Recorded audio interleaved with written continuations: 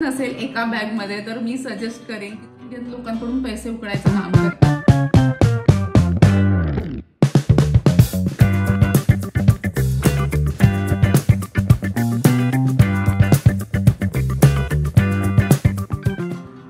जय जिनेंद्र आणि नमस्कार, मी Purva. Welcome to my channel desi movements in Europe. तर ना समर वेकेशन स्टार्ट ऑलरेडी झालेले आहेत आणि नियाला ना मी समर स्कूलसाठी ऑप्ट केलेला आहे। तर ती 3 दिवस समर स्कूलला जाते, अनुपम ऑफिसला गेले। तर मला थोडासा फ्री टाइम मिळतोय, त्यामध्ये म्हटलं मी थोडंसं क्लिनिंग स्टार्ट करावं उन्हाळ्याचं। एक ड्रॉवर्स क्लीन करायला स्टार्ट केलेलं आहे, रोज टाइम मिळेल तसं। तर लास्ट व्लॉग मी मेकअपचा टाकलेला आहे, जर तुम्ही बघितला नसाल त्याची लिंक मी डिस्क्रिप्शन बॉक्समध्ये देते, तिथे जाऊन तुम्ही बघू शकता। आणि देसी मुवमेंट्स इन युरोप या चॅनल अजून सबस्क्राईब केला नसाल तर सबस्क्राईब करा। तर आज मला हे क्लीन करायचं आहे, हे सगळं मेकअपचं पडलेलं आहे। या बॉक्समध्ये मला हे सगळं बसवायचं आहे, लेट्स सी बसतंय का नाही। आजच्या व्लॉगमध्ये मला सांगायचं आहे, जे कोण इंडियातून नेदरलँडमध्ये येतात, सुरुवातीला अशा 10 गोष्टी इम्पॉर्टंट आहेत, त्या तुम्ही आणल्याच पाहिजे, कन्सिडर केल्या पाहिजेत। जर तुमचं सामान बसत नसेल एका बॅगमध्ये तर मी सजेस्ट करेन की तुम्ही दुसरी चेक इन बॅग सुद्धा विकत घ्या एक्स्ट्रा लगेजमध्ये आणि ते सामान घेऊन या। कारण आल्या आल्या आपल्याला युरोमध्ये खर्च करायला थोडंसं हेजिटेट होतं, आपण प्रत्येक गोष्ट कम्पेअर करायला लागतो। आणि ज्या गोष्टी आल्या आल्या तुम्हाला रिक्वायर्ड आहेत ते मी या व्लॉगमध्ये सांगणार आहे। कारण आम्हाला इथे 5 वर्ष झाली, तर सुरुवातीला असं आम्हाला सुद्धा काही गोष्टी अरे हे आपल्याला माहिती असतं तर बरं झालं असतं, आपण हे आणलं असतं ते आणलं असतं। आणि हा व्लॉग करायचं कारण म्हणजे मला ना माझं जे इंस्टाग्रामवरचं अकाउंट आहे ते मी रिसेंटली पब्लिक केलेलं आहे। त्यामुळे जे कोण इंडियातून नेदरलँडमध्ये येणार असेल तर मला आतापर्यंत 2-3 क्वेश्चन्स आलेले आहेत, रिक्वेस्ट आले आहेत रिलेटेड विजा, रिलेटेड लाईक लगेज, सॅलरी। तर त्यासाठी मी हा व्लॉग करत आहे। दुसरी गोष्ट, हा व्लॉग करायचं कारण म्हणजे इंस्टाग्रामवरती असे बरेच अकाउंट आहेत जे अननेसेसरी आपल्या इंडियन लोकांकडून पैसे उकळायचं काम करतात। कारण ज्या मुलीनं मला इंस्टाग्रामवरती अप्रोच केलेलं तिच्याकडूनच मला कळालं की आपलेच असे इंडियन कोणतरी अकाउंट आहे, तिनं एक झूम मीटिंग अरेंज करायला लावली आणि 800 रुपये ती चार्ज करते आहे ह्या सगळ्या इन्फॉर्मेशनसाठी। तर मला असं वाटतं की आपण जर इंडियन आहोत, आपण एकमेकांसाठी हेल्प करायला पाहिजे, याच्यात पैशाची काहीच गरज नाही आहे, ठीक आहे, इट्स देअर पर्सनल ओपिनियन। पहिली जी गोष्ट आहे ती तुम्ही बॅगेत भरली पाहिजे ती म्हणजे युनिव्हर्सल अडॅप्टर। तर हे युनिव्हर्सल अडॅप्टर तुम्हाला 2 ते 3 लागतील, तुमचे जे इक्विपमेंट जास्त असतील, किंवा जर फॅमिली असेल तर हजबंड वाईफ दोघांचे फोन चार्ज झालं का, मी आता माझं चार्जिंग लावते, मला लॅपटॉपला चार्जर हवा आहे, तर ह्या गोष्टी टाळण्यासाठी तुम्ही ऍटलिस्ट 2 ते 3 युनिव्हर्सल अडॅप्टर तुमच्या जवळ ठेवा। दुसरी गोष्ट आहे ती मला सांगायची आहे आपला कुकर। तसंच की आल्या आल्या आपल्याला युरोमध्ये खर्च करायला नको वाटतं, जे काही आपल्याकडे आहे ते आपण घेऊन येऊया। तर तुम्ही कुकर कंपल्सरी, छोटा असो 2 लिटरचा असो, कंपल्सरी एक कुकर तुम्ही तुमच्या बॅगमध्ये ठेवायला पाहिजे। तिसरी गोष्ट तुम्ही घ्यायची ती म्हणजे मिक्सर। एक बुलेट मिक्सर येतो, तो छोटा कॉम्पॅक्ट असतोय, तो मिक्सर तुम्ही घेऊन या। आपले काही ग्रेटर, मिक्सर किंवा फूड प्रोसेसर अशा काही गोष्टी आहेत, त्यांच्यामध्ये अजिबात आपली कुठलीच चटणी होत नाही, सगळं असं दरदरीत राहतं। तर त्याच्यासाठी आपला मिक्सर गरजेचा आहे। तर तुम्ही मिक्सर कसंही करून ही गोष्ट घेऊन यायला पाहिजे।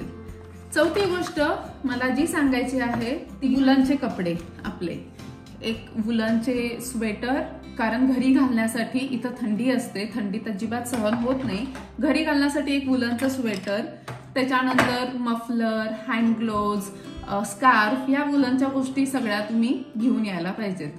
5वी जी गोष्ट आहे, जर नेदरलँडमध्ये तुम्ही येत असाल, इथलं जे वातावरण आहे ते विंडी आहे, हे तुम्हाला माहितीच असेल। तर एवढं विंडी वातावरण असेल तर आणि पाऊस पडत असेल, या विंडी वातावरणासाठी आणि पाऊस पडण्यासाठी आपल्या इथल्या ज्या छत्र्या आहेत ते दणकट छत्र्या आहेत। इथल्या छत्र्या पूर्णपणे मिळमिळीत आहेत, अशा बारीक काट्याच्या। 1-1.5 महिन्याच्या वर तुमची छत्री जाणार नाही। अनुपम सुरुवातीला पहिल्यांदा आलेले, त्यांची अजिबात छत्री राहिली नाही, ते 2-3 महिन्याला चेंज करत होते छत्री, कारण खराब होत होत्या छत्र्या। मी जेव्हा आले, मी त्यांच्या नंतर आले, ऍक्च्युली 8 महिन्यानंतर, ती मोठी स्टोरी आहे, मी तुम्हाला नंतर सांगेन। तर त्यावेळी त्यांनी मला सांगितलेलं की आपल्याकडची छत्री घेऊन ये. मी 3 छत्र्या ऑनलाईन अमेझॉनवरून, त्याचं जे मेकिंग आहे ते केरळमध्ये झालेलं आहे, कारण केरळमध्ये आपला मान्सून खूप जास्त असतो. तर तिथल्या ज्या छत्र्या आहेत त्या एकदम परफेक्ट राहतात. आता 5 वर्ष झाली, त्या तिन्हीतली एकही छत्री तुटलेली नाही आहे, लॉंग लास्टिंग आहे. तर ते मी तुम्हाला हवी असेल तर मी त्याची लिंक सुद्धा डिस्क्रिप्शन बॉक्समध्ये देते, जर ते मला प्रोडक्ट आता ऑनलाईन अमेझॉनवरती मिळाले. नेक्स्ट गोष्ट जी आहे ती म्हणजे आपली स्टीलची भांडी. तर त्याच्यासाठी त्याचे जी भांडी आहेत तुम्ही सिलेक्ट करताना ती इंडक्शन बेस असावीत. घरात जर इंडक्शन असेल इंडियामध्ये तर ती सगळी भांडी तुम्ही चेक करून घ्या की ही इंडक्शनवरती चालतात का, आणि त्याच्यानंतर ती डिशवॉशर सेफ सुद्धा असली पाहिजे. तर तुम्हाला इथं स्वतःहून हाताने घासायला लागणार नाही. तर या 2 गोष्टी जेव्हा तुम्ही भांडी घेतात त्यावेळी तुम्ही लक्षात ठेवा. नंतर तुम्ही स्वतःसाठी एक जॅकेट घेऊन यायलाच पाहिजे, कारण आल्या लगेच तुम्ही काय शॉपमध्ये नाही पळणार. जर सप्टेंबर टू मेच्या दरम्यान येत असाल तर तुम्ही नक्कीच जॅकेट घेऊन येणं गरजेचं आहे. ऍटलीस्ट एक जॅकेट नंतर आल्यानंतर इथं तुम्ही शॉपिंग करू शकता, कारण इथले जॅकेट सुद्धा खूप छान असतात आणि आपल्याकडे थोडे स्वस्त जॅकेट मिळतात.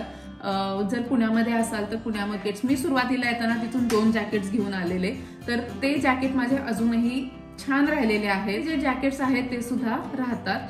तर तुम्ही इंडियातून एक जॅकेट जे विंटर जॅकेट आहे ते चेक करून घ्या. त्याच्यावरती लिहिलेलं असतं डिस्क्रिप्शन, त्याचं टेम्परेचर कितीपर्यंत तुम्ही यूज करू शकता, ते वॉटर रेजिस्टंट आहे का, वॉटर रेपिलंट आहे का, या सगळ्या गोष्टी तुम्ही चेक करून. आल्या इथली थंडी अजिबात कुणालाही सहन होत नाही. आता मी तरी मुंबईवरून आलेले, मला 2 वर्ष सर्दी होती, ती काय सर्दी जात नव्हती. आता ऑटोमॅटिक मला या क्लायमेटची सवय झालेली आहे.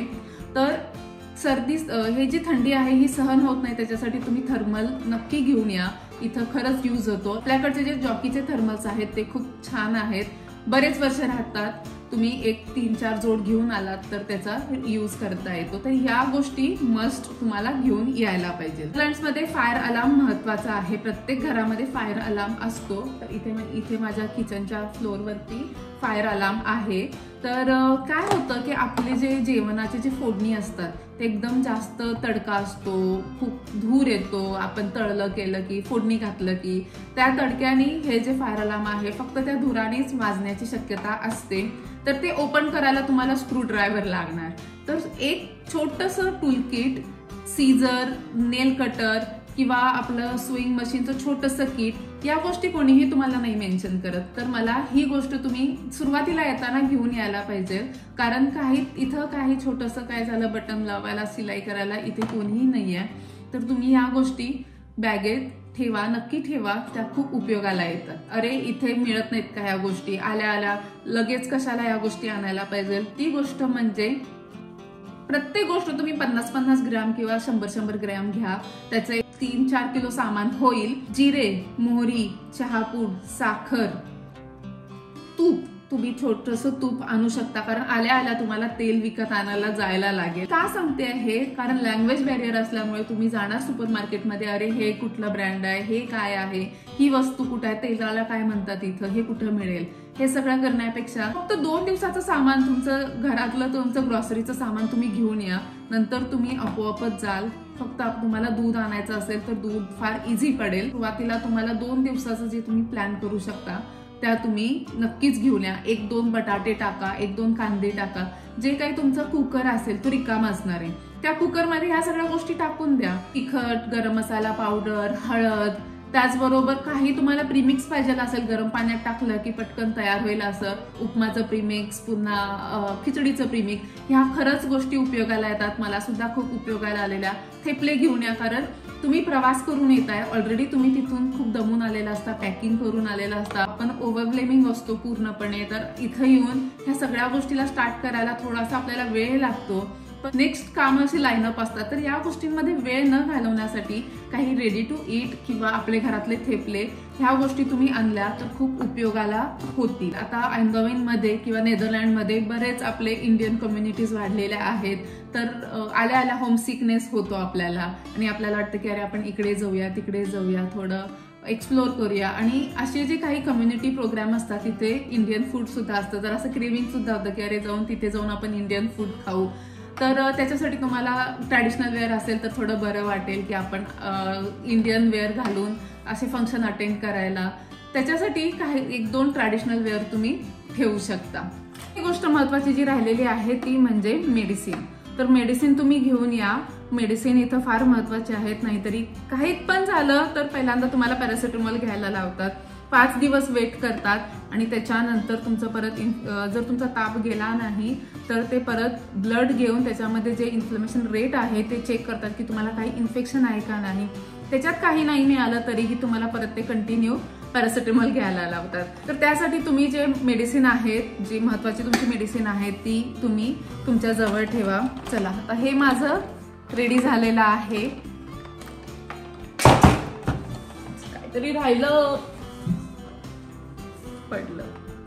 तर चला, हा व्लॉग कसा वाटला तुम्ही नक्की सांगा. हा व्लॉग मी इथंच संपवते. व्लॉग आवडला असेल तर लाईक करा, चॅनलला अजून सबस्क्राईब केलं नसेल तर सबस्क्राईब करा आणि खूप जास्त शेअर करा.